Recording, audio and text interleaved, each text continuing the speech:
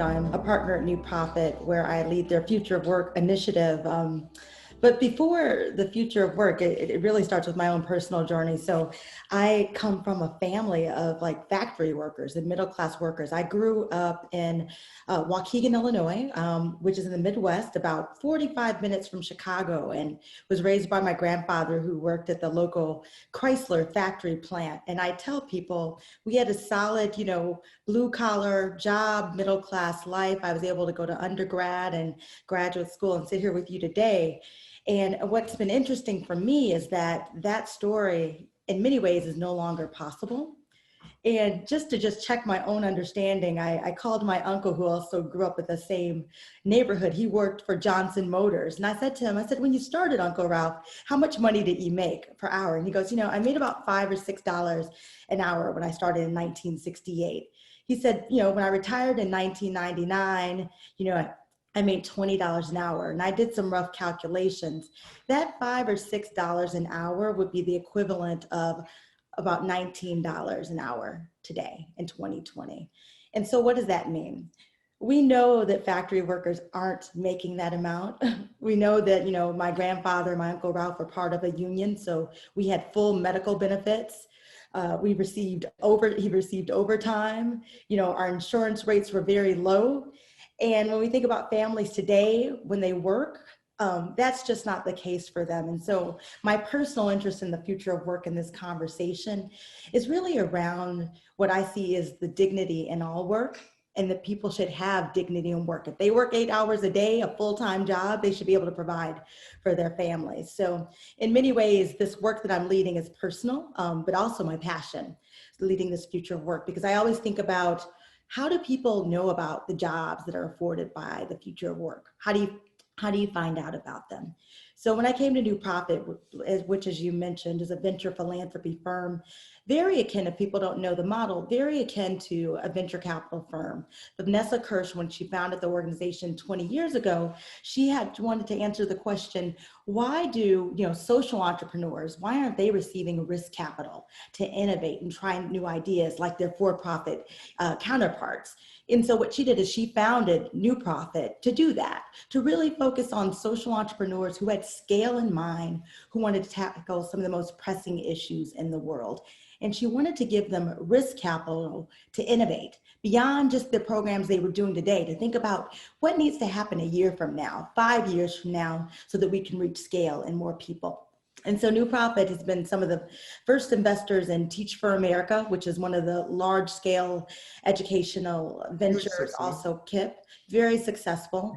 And so what we're doing with the future of work is very similar in taking this model and thinking about, how do we use philanthropic capital as a lever to motivate the market, really, and to think about scale as it relates to accelerated training programs and wraparound supports that people will need to actually land the job in the future and sustain these jobs.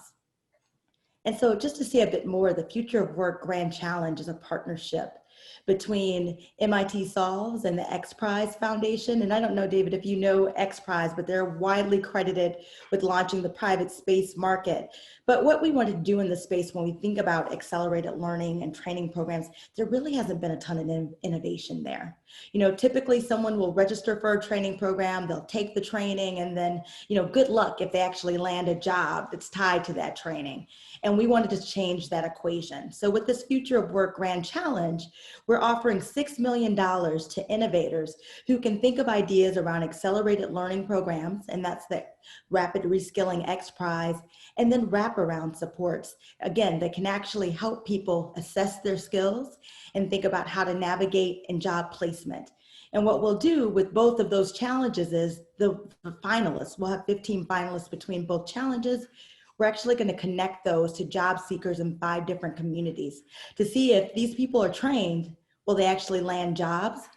And the solutions that are successful at doing that, that's who will win the $6 million in grant funding. So no equity taken from that. That's a wonderful thing to be working on, and X Prize Foundation is a great partner, as is MIT Solve. I know it's a relatively recent initiative that you're doing, but do you have an early sense of where the greatest innovation is happening? What kinds of things are most likely to be scalable when it comes to getting America's human capital ready for the next era? Yeah, it's really interesting. So what we're looking at now and what we did with X Prize is that we went through the Bureau of Labor Statistics data and we scanned those to understand what jobs are one growing right now, two, which jobs and sectors were not susceptible to automation in the next 3 to 5 years. We came up with 87 different professions. And so in compiling that list, we've shared those with innovators to say, okay, if you're thinking about innovating, look at these sectors as a starting point. But what our real push is and what we think the opportunity is around this accelerated learning. You know, what we know with COVID, with unprecedented unemployment rates, is that people are thinking real time about how to shift careers. So there were careers before in hospitality and restaurants we thought that were automation proof. We were wrong. And so now we have people who worked in hospitality for 10 or 15 years are thinking about, what do I do next? What are my transferable skills and what job will be there for me? So the technologies we're looking for are ones that will help reduce the time to train.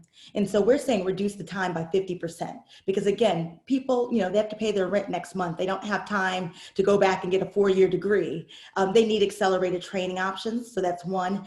And two, technologies that are going to help people, again, make those adjacencies to think about, if I did X last year with these skills, what are the transferable skills if I was a front desk clerk at a Marriott? How does that transfer into a new sector? So making it really plain. So those are going to be the two that we see are going to be leading the charge. One is because we looked at data from Accenture, an organization, Opportunity at Work. They estimate that there's 73 million Americans who have the skills today to do higher wage jobs. What they don't have is a 4-year bachelor's degree that many employers look for to validate those skills. So we also need entrepreneurs who are thinking about, how do we validate skills at scale? Well, those are great opportunities. I wanted to step back a little bit and talk a little more about the new profit model, because, you know, this idea of helping successful social entrepreneurs scale to have societal impact is extremely appealing. But have you found at New Profit certain patterns of things that really can take something that was successful, say in one or a small number of communities or institutions, and really bring it to a massive adoption, as Teach for America, of course, has done? Are there any kind of big picture learnings there that might apply across a variety of different entrepreneurial activities? Yeah, so when we're looking at entrepreneurs, the ones that we're going to back and invest in, we're similar to a nonprofit, for-profit entrepreneur. We're looking that social entrepreneur has scale baked in mind. That's number one. A lot of times when the people are thinking about social issues, they're thinking about a small community, they're thinking about 100 people, you know, maybe 200 people. But the problems that we're dealing with, entrenched problems like generational poverty, for example, homelessness, they're happening at such a scale and they're so entrenched that we need solutions that are thinking holistically and really thinking what we call systems change. If you have a solution, how does that fit into the overall system? And how is that going to be supported and sustained? One pattern that we've come up with lately that's been very interesting for us is what we're calling proximity is expertise. And by that, we're looking for entrepreneurs who have some unique insights into the problem that may have been missed by the mainstream. And when we started talking about this idea, we thought, okay, what could have been missed? We have, you know, researchers, academics, economists looking at problems. What are some things that they could be missing, that certain opportunities, because of where they're positioned, because of their group affiliation, may have some insights to come bear to a problem. And so we've invested in a set of deals recently that we feel have promise as it relates to scale. And a couple of those that, you know, I'd be happy to share here. Yeah, One of them that we're really excited about is an organization called Girl Trek. And so Girl Trek is led by two co-founders, Morgan Dixon. And what they looked at is really tackling the health of Black women.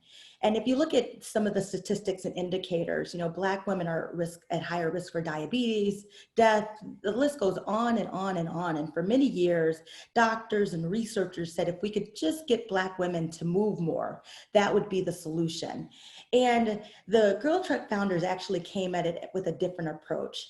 They thought, yes, moving more in activity is important, but also it's a means to an end, and the end is being more involved in your community. So what they started was an organization to get Black women walking in their communities.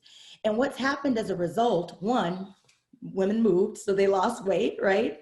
But the other thing that happened that was brilliant is that when you have these women walking around in their communities, they start seeing things that were wrong in the community, as simple as, potholes or traffic lights not working.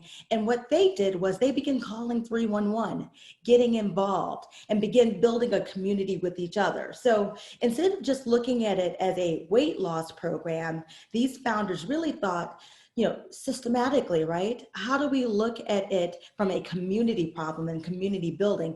And they felt that way, and they looked at it from an asset base because they were part of the group. So they knew it wasn't just about losing weight. They knew that there were other things that are going on in the community that affected these women's weight. In other words, when you speak of proximity, you mean someone who has a direct experience of that problem, which in this case, these founders were much closer to the problem than some outsider coming in and trying to solve it. That's exactly it. And when we talk about proximity, they're part of the group, so they've experienced it. Whatever the problem is, they've experienced this lived experience, and they identify with that group. So we're talking about these founders. They were Black women who struggled with their weight, right? So they knew it intimately, and they know what the research said, and they knew how that differed from their lived realities. And so they were able to tackle a solution from that vantage point. Another example that I love to talk about is the Family Independence Initiative. The founder there, his mother was an immigrant. Mother was in and out in poverty. His sister was in and out of poverty. And, there would be government programs that had helped them in the interim, but then they would be back after the government program ended, they would still have this cycle of poverty. And his insight from growing up that way and living that way is that poverty could be really segmented into two kind of phases. The first phase is like that crisis mode, right? Where, maybe you're about to get evicted, or maybe you're going to, lose your housing, a car, or something like that. That's when you need the crisis support that you get from nonprofits, state government. But after that, you pass into a different phase where you no longer need that crisis support because you've been stabilized, but you're still living in poverty. And so at that point, you may need a community wraparound, you may need financial guidance and financial literacy support and some accountability. And what does that look like? And that looks very different than that crisis emergency support. And so that's what he created. And it's been brilliant. It's in 15 communities across the United States. And really what they're seeing with families is that they've come out of poverty. And it's not just been the families, it's been the community, because part of it is built on this community uplifting each other and holding each other accountable and having weekly meetings. And the best part of it, when you think about this initiative, is that these families are not returning to poverty. And again, they've gone off of this kind of transitional assistance to having sustainable wages. And that's now in a very large number of cities, that operation, right? It is, and it's something that's sustainable if you think about it. And for me, the more I looked at these, and I shared with you, I wrote an article in SSIR about this. When you look at this, it actually makes common sense, right? If you think about how you learn about financial literacy, if you think about the importance of your family in that involved in that mix, and what your parents taught you when you're growing up. I remember when I was 18, I worked at a lawyer's office, and one of my jobs was filing. And for his kids who were 3 and 6, I was filing their fidelity statements for them. So at the earliest ages, this is what families are doing and what's happening in community, right? So if you don't grow up in a family like that, how do you build that community, that accountability, people who are giving you good advice? So what they're doing, I said, again, it makes perfect sense when you look at it. Yeah, well, systems thinking, which is what you keep coming back to, is extremely appealing and clearly effective. And this is where I saw a little overlap between what Zeke was talking about and what you're doing, because obviously his whole approach to early childhood intervention and thinking of the systemic effect that has on the entire health and wealth of the country. I mean, all the different, not just the spending implications and the savings that come, but the reduction in crime, the creation of additional intellectual capital, more people getting educated. There's so many great things that come out of that. Did you have that same reaction to that? Well, absolutely. When we think about the early stages, I'll go back to that example I just gave of the attorney who was filing the fidelity receipts for his 3-year-old, right? That 3-year-old versus one that may be in Harlem or living in an impoverished community, think about what the deficits are. Already at the age of 3, there's like a 3,000 word deficit when they're going into school. So they're starting behind, and we're playing catch up. You're playing catch up in 1st grade, 2nd grade, 3rd grade, while other children are advancing. So Right. if we could start at the earliest ages, not only with those children, but also their families. So when he's talking about early childhood, I always loved the program that they did in Harlem Children's Zone. They would also have baby college, because they knew that you can't just help the child. You need to help their mother and father. It's about helping them in a community so that all of them rise together. So great. Well, Angela, thank you so much for joining us. This is great work you're doing. We're really appreciative that you came and shared it with us. And I'm sure anybody in the audience who wants to get in touch with you and what you're doing will serve as a bridge there.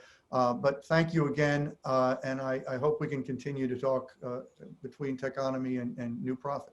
Absolutely. And I have to put in one last plug for our Future of Work Grand Challenge. We're looking for innovators from everywhere who are thinking about how do we connect people with new training, with jobs. We want to give this money away, $6 million, and we're looking for people with ideas that haven't been tried before. So definitely Google Future of Work Grand Challenge and New Profit, and the information will come up.